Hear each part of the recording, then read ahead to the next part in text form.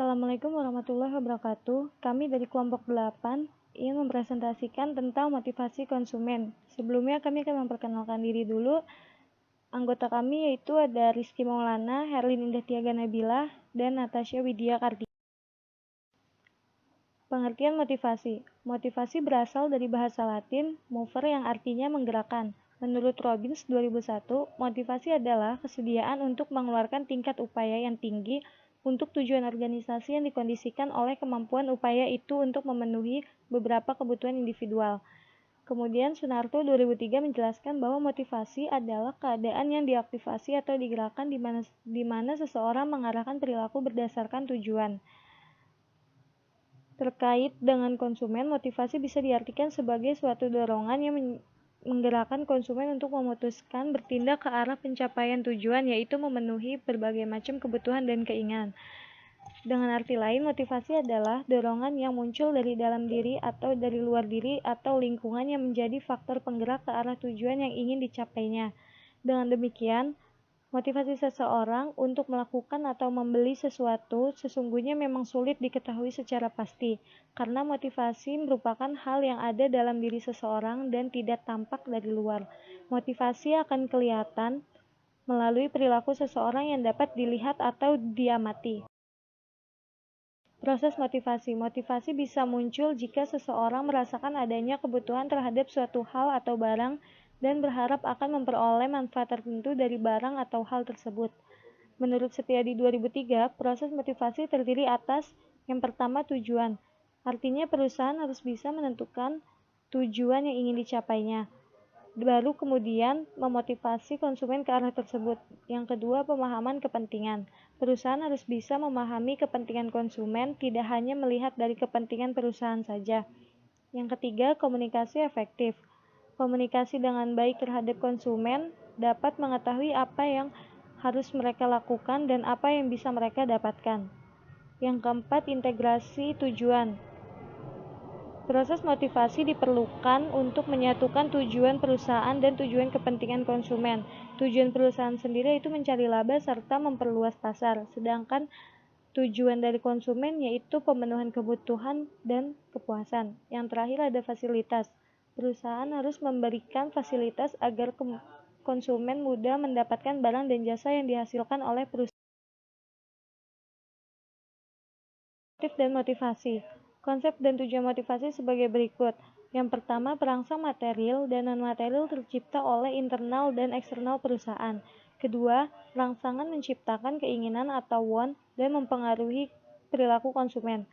Tiga, keinginan menjadi daya penggerak dan kemauan konsumen. Yang keempat, kemauan konsumen menghasilkan pemenuhan kebutuhan dan kepuasan. Tujuan motivasi konsumen. Menurut Setiadi 2003, tujuan motivasi adalah yang pertama meningkatkan kepuasan, kedua mempertahankan loyalitas, ketiga efisiensi, keempat efektivitas, dan yang kelima menciptakan suatu hubungan yang harmonis serta antara produsen atau penjual dengan konsumen atau Baik, saya akan menjelaskan tentang asas motivasi.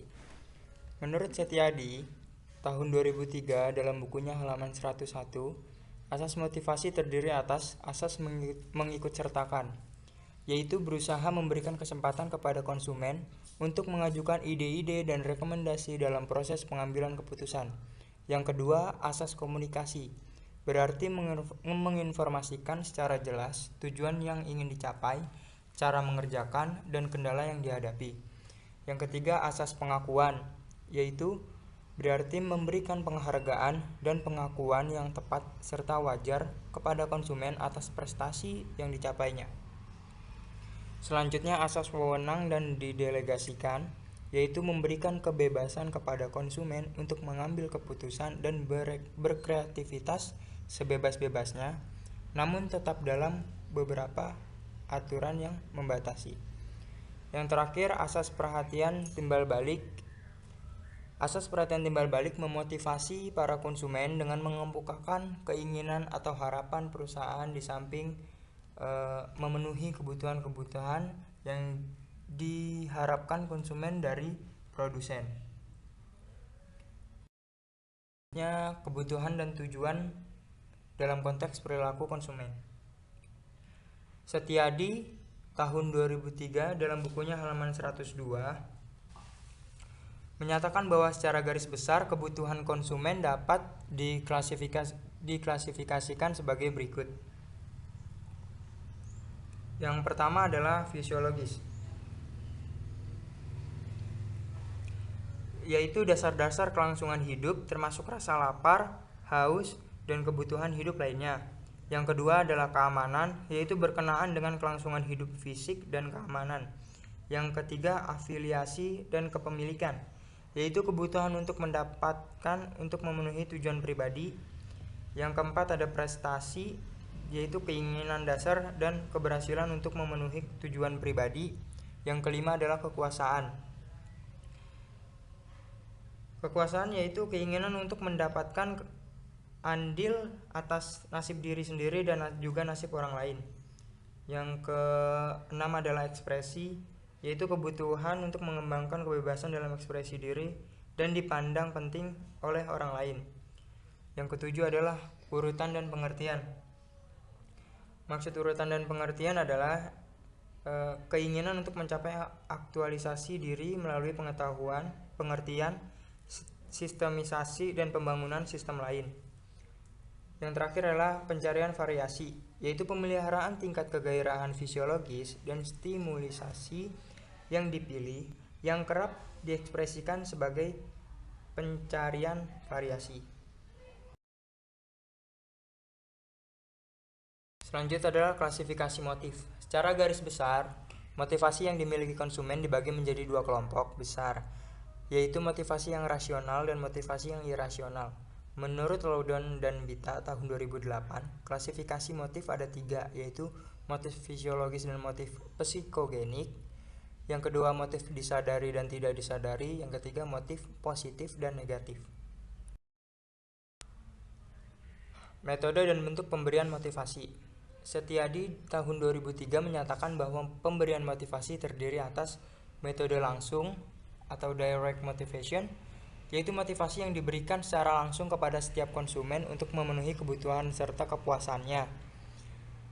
Dan yang kedua, metode tidak langsung atau redirect motivation, yaitu motivasi yang diberikan hanya berupa fasilitas-fasilitas yang mendukung serta menunjang gairah konsumen untuk melakukan pembelian, seperti pelayanan yang memuaskan dan kualitas barang yang ditingkatkan. Sementara bentuk motivasi yang diberikan oleh perusahaan dapat berupa motivasi insentif positif atau insentif negatif.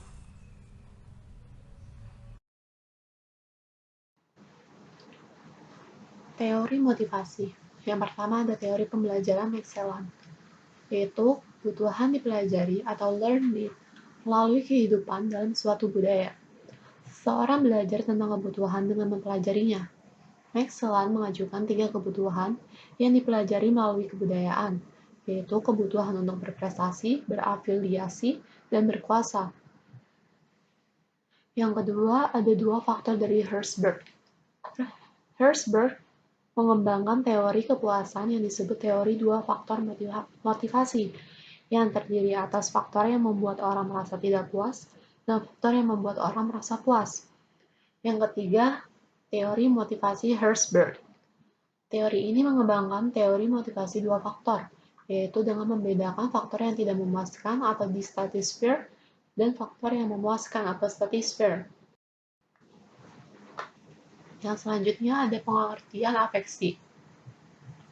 Afeksi adalah tanggapan konsumen terhadap suatu rangsangan yang berasal dari lingkungan dengan melibatkan perasaan. Jenis tanggapan afeksi yaitu emosi, perasaan tertentu, suasana hati, dan evaluasi. Dari tingkat gerakan fisiologisnya, aktivasi dan gerakan tertingginya ada pada emosi, perasaan tertentu, suasana hati, dan evaluasi aktivitas dan gerakan lemahnya. Intensitas atau kekuatan perasaan.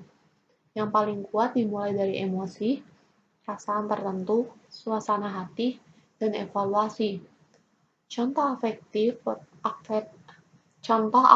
positif dan negatif. Gerakan dan cinta, takut bersalah, marah, kehangatan, penghargaan, kepuasan, kesedihan, muak, siaga, sampai senang, sendu, bosan, lesu, suka, bagus, menyenangkan, tidak suka, jelek, tidak menyenangkan. Sistem afektif. Menurut Peter dan Olson di tahun 2000, sistem afektif bekerja atas 5 dasar berikut. Yang pertama itu sistem afektif umumnya reaktif. Yang kedua, masyarakat memiliki kontrol langsung yang kecil atas tanggapan afektif mereka. Yang ketiga, tanggapan afektif secara fisik ada di dalam tubuh manusia. Yang keempat, sistem afektif dapat menanggapi berbagai rangsangan. Yang terakhir, ada tanggapan yang paling berpengaruh adalah belajar. Implementasi teori motivasi dalam strategi pemasaran. Manajer mempunyai dasar pertimbangan yang kuat untuk menyusun strategi pemasaran. Yang pertama, merancang segmentasi pasar. Yang kedua, menargetkan atau targeting. Yang ketiga, memosisikan atau posisi.